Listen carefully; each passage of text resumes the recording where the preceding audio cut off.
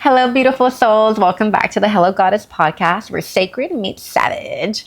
Today, we're going to be talking about mushrooms and how they've been a really big part of my healing journey. I did share in one of the previous episodes, basically, that I've used them as a tool to open up different portals and my subconscious, basically. Now, I want to go a little bit deeper into that experience and what it has looked like for me. But to first kick off, mushrooms are a fungi that contain psilocybin, which our body then converts into psilocin. That's what shifts your mood and your perception. Indigenous cultures have used this medicine from centuries, and they are known as teacher plants. So for me, mushrooms have been so raw and dark and such a beautiful experience. And the very first time that I started taking mushrooms, actually, the very first experience that I had taking mushrooms was in Sweden. Now that I think about it, it was so funny because basically I went over to my friend's house and we thought like we were going to, drink. We made cocktails. We brought over alcohol. And then one of our friends came by. He's like, "Do you want some magic tea?" And I'm like, "Yeah, of course I'll have some tea." And he's like, "No, but it's magic tea." And I'm like, we all looked at each other like, "Do you mean like magic mushrooms?" And he was just like, "Uh-huh." And we all like, "Well, we've never done it before. We live across the street. Fuck it, right?" And we ended up having the time of our life. Like exactly what you imagine when people take mushrooms, just laughing and just having such a fun moment was exactly what was happening. And it was amazing. And that was my first introduction to it, which was, I think, 2023. It was when I broke up with my ex. So like around that time, I can't even remember now. And yeah, and then I then went traveling to Central and South America, and I was taking mushrooms a lot as well, but I was taking it more for fun, to go out and party. I was having chocolate mushrooms and going out and just like drinking and dancing all night. And it just allowed me to feel comfortable in my body and to be in that sexual energy and not care. So similar to alcohol, which I used to use to be comfortable in my body, mushrooms just also allowed me to kind of escape. And that's kind of how I used it from that party phase. But it wasn't until I moved back home last year in March, I started taking mushrooms more intentionally. And I started taking them as a way to heal. When I took mushrooms for the very first time, I was like, okay, I'm ready. And like ate all these mushrooms and I got really sick, right? Because it's also like fungi, right? And I got a fever and my body was just like sweating the toxins out. And I was like, maybe it's not for me. I tried it again and I was like, okay, I'm ready. I'm ready. Show me everything, subconscious. I know I buried you for the last 28 years, but I want to see everything now. Show me, show me, show me, right? And it was just like blocking everything out. Like my mind would not allow me to see the trauma that I experienced because that's how dark it was. That's how deep it was.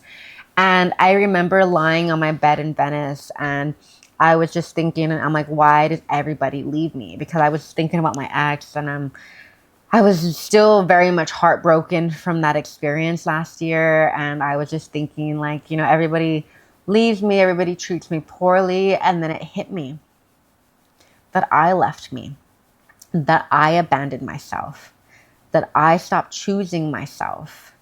And then that's when I realized that I left my inner child and she hasn't been with me forever. I've suppressed her. I never allowed her to grow up. And as soon as I hit that moment, because I was ready to leave. Like I was ready to leave the country, go live in South America and figure out my life out there. And, I didn't want to sign an employment contract. I didn't want to sign a lease. I didn't want to get a car because all of these were like permanent contracts that I just did not want to do. I didn't want to be in California. I didn't want to live in Venice. I lived there because I didn't want to live at home and it felt still international for me. And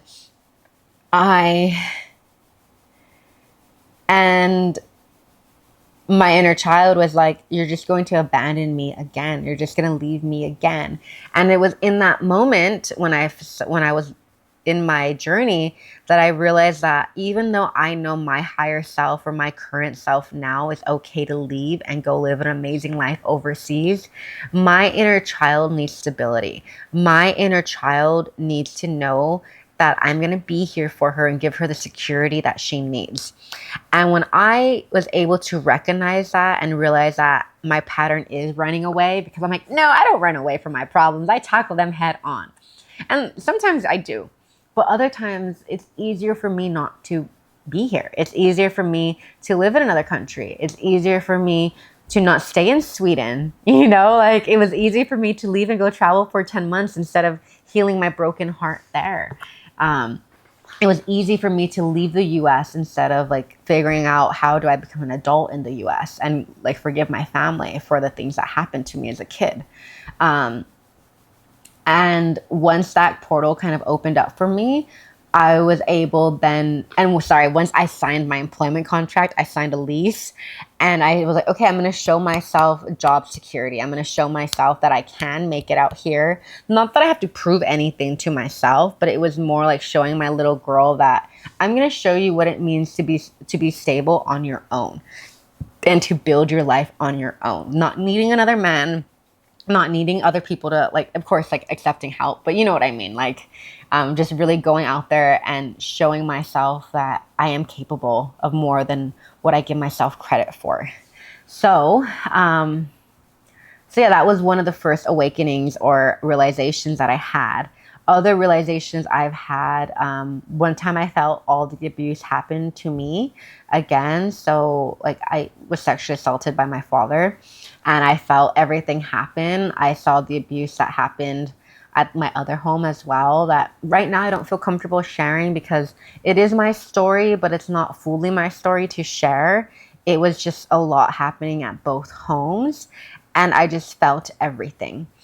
And for the longest time with mushrooms, it was always deep and dark trauma focus and me unraveling different patterns and just seeing different parts of me. There was a point where I took so much mushrooms that I was like, I was throwing up a lot and I could just see all the cobwebs coming out of me, like all the stuff that is just pushed down. I could see, like, I literally felt like spiders were coming out of my throat, because not that they were, but there were spiders around me when it was happening and I could just feel everything coming out of my body. And then fast forward to finally sitting in ceremony. So I started taking mushrooms July last year and I sat in my first ceremony in August. Yeah. But granted, I was in from July or from like mid-June until August, and I first sat in my ceremony. I was taking mushrooms every weekend or every other day or 2 times. Like I was on a journey of getting really deep and dark with myself. So when I finally first sat in my ceremony with other people and my world opened up spiritually for me. And when I say that, it's like I saw fairies. I saw like this whole other world that I haven't tapped into because I've only been so focused on my trauma. But it's like going to this person's sacred home. It's just like, boom, everybody, like I can't feel I can kind of feel my spirit guides, not fully yet. But I could feel like this rush of joy and excitement. It's just like, finally, you're here. You made it. Like, I'm so proud of you for finding your path or your way back to home, back to yourself and choosing yourself. And it was just such a magical experience sitting with mushrooms and sitting in mushrooms specifically at somebody's house. But to be fair, I was scared that first night. I was like, how am I coming to this man's house? I don't even know him. I'm doing like mushrooms with all these random people. What happens if they take advantage of me? What happens if this and that? And I forgot how much I took my first time. And I didn't really journey how I normally journey when I'm by myself. And once we were all done with ceremony and we were eating, then that's when my journey hit. I fell, I hit my head on the wall. I fell off the staircase. And then that's when the mushrooms kicked in, because it was about safety for me. It was like, can I trust these men? Are they gonna hurt me? Like I'm on drugs. I mean, I don't consider mushroom drugs, but you know what I mean. Like I'm not gonna be conscious to make decisions. I was like, how am I? What's gonna happen if they do something to me and I die and all these things? So it was kind of like, oh, you saw the whole experience, now you're safe. Now you go ahead on your journey, and and everybody's eating and I'm over here like, oh my god, I'm like tripping out now. And I was like, yeah. So that was an interesting experience. And then after that, I sat with ayahuasca, and I did ayahuasca in November. I was still on my own mushroom journeys, right? Doing them by myself. I also sat with my family. I hosted a ceremony with us, and it was the most beautiful thing that we could do as a family, to be able to talk directly to the people who hurt me and to open up and actually feel the pain and like just let it out and just say, like, you failed me as parents. You had one job to protect me, but like I'm here because I want to rebuild our home. I want to rebuild our life. I want to actually create a family. But it's hard for me to let these things go. Like I know like my higher self wants to move on, but my body will like resist and be like, no, that's not safe. No. But it's like, yes, we are safe, body. Yes. But like, and that's part of why I moved back home, was to now heal with my family, to now put the work in, because, we all know when you go back home, they trigger the shit out of you. You know what I mean? You're so triggered. But it's like, how do you stay grounded? How do you stay grounded and in your practices with the people who hurt you, the people who failed you, and how do you forgive them and yourself and move forward? So I'm still learning. I'm not perfect. Some days I'm like taking 2 steps forward. Other days I'm 10 steps back, and I go back and I'm like, I feel frozen. Like, I'm like, don't touch me. Don't touch me. And that's just how it is. And I have to talk myself through it and let myself feel everything, because all my feelings are valid. But sitting with my family and doing a little ceremony, and I even did a little ceremony with my brother, with me and him, and I was able to say a lot of things that I've always felt guilty for. Like I wasn't a nice sister to my brother. I was really mean to him because he got the life that, like, I guess I wanted, in a way. Like he didn't have to deal with the abuse that I had to deal with. And then it's like he came and like he was born and everything was fine and no abuse is happening. And I'm just like, what the fuck? And like little me just didn't know how to deal with these things. And I took a lot of my anger out on my brother. And I was able to apologize to him, because I told him, like, I used to hate you. And like, you did not deserve that. You did not deserve for me to treat you that way, to hurt you, and to hate you. Like I love you. Like I love him so much, but there was still like this part of me that was angry at him. And I took it out on him. And that journey together really helped us get closer. And now, like, I love my brother. Before, like, we were never close. We're 6 years apart. We would never hang out, never do anything. And now it's like we're pretty cool together. Like, we talk a lot and we have really good conversations. But mushrooms have been so big on my healing journey, so massive. And then after I did ayahuasca, I sat in ceremony again in February of this year. And then normally once you do ayahuasca, it's like your mushroom journeys after that, at least for me, are very much like an ayahuasca journey, because you have the medicine in you. Ayahuasca is going to be in you forever, working in you forever. And it's just super magical. And I was able to get a lot of downloads and connect with my ancestral lineage, where I can feel their pain, and my body is being used as a vessel for healing. I don't really understand it yet enough to explain it, but all I know is that my body's being used to heal something in that lineage, because my whole right side like shifted, and I became cricket in ceremony, and I felt like my whole right side was like slanting and falling. And I was like screaming. Like I was like, oh my God, my life is over. What am I doing to myself? Like I am fucking up my own body. I am purposely doing this, blah, blah, blah, blah. Granted, I was fine, but I'm over here like screaming because I feel like I'm like this and I feel like my body's deformed and I'm like paralyzed.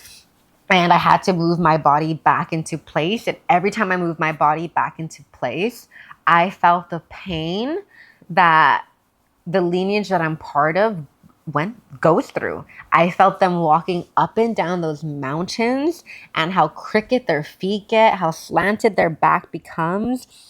And I just felt my feet were changing to like different timelines of the world, like that my feet were evolving. And I could just feel every time I cracked my body into place, I felt the pain.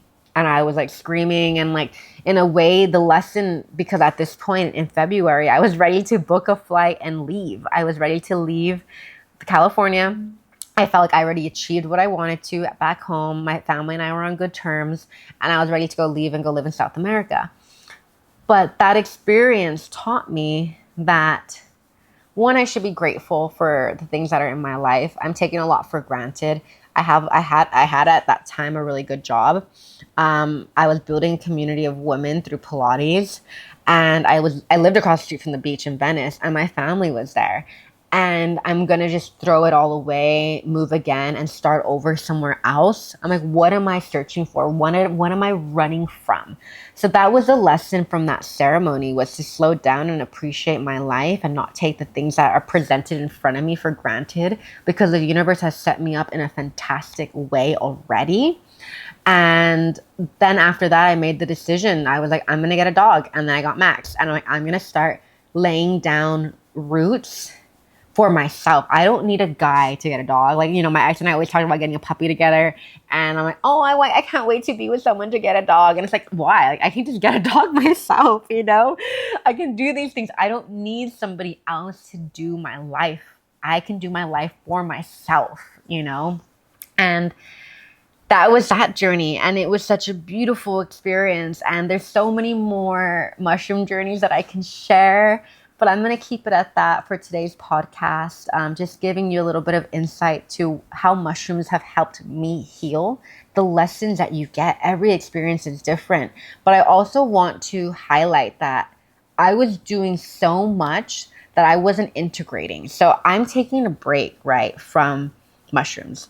As much as I want to continue to do them, I realized that doing them, I don't do that as much as I did it last year. I do it maybe once every 2 months. And maybe I still will, but I don't feel the call to sit with it as much anymore as I feel more called to sit with ayahuasca than mushrooms right now.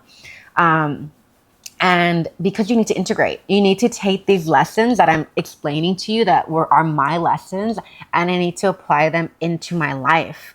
And again, like that, this is what Hello Goddess is for, you know, for me to vocalize these things, for me to own my voice, for me to not be afraid to be seen. So hopefully you goddesses that are watching and listening, that you eventually, if you're struggling with the same things that I'm struggling with, that you step into your power, you own your voice, you're not afraid to be heard, not afraid to be seen, and you just be unapologetically yourself.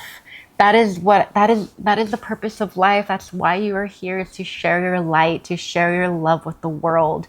And I hope that if you are struggling one day with these things, that one day you do step into this beautiful power. You reach out to me if you want to be on this podcast, and we do it together.